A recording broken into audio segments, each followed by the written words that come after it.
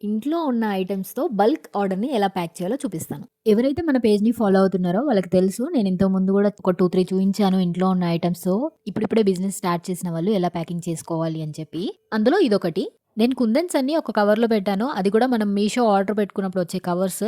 దాంట్లో ప్యాక్ చేసి స్టాపిల్ చేస్తాను. అండ్ ఫ్యాబ్రిక్ గ్లూ ఇంకా పర్ల్ చైన్స్, స్టోన్ చైన్స్ ఉన్నాయి కదా! అవి నేనేం చేస్తున్నాను అనంటే గ్లూ బాక్స్ వస్తది కదా! సో, తిను 5 ఆర్డర్ పెట్టుకుంది కాబట్టి దాంట్లో నుంచి రిమైనింగ్ తీసేసి ఇంకా కొంచెం స్పేస్‌లో అవి స్టోన్‌లెస్, పర్ల్‌లెస్ యాడ్ చేసి దానికి కూడా స్టాపిల్ చేశాను. సో దట్ అవి ఎక్కడికి మూవ్ అవ్వవు. అండ్ బ్యాంగిల్ బాక్సెస్‌కొచ్చేసి నేను టేప్ వేశాను.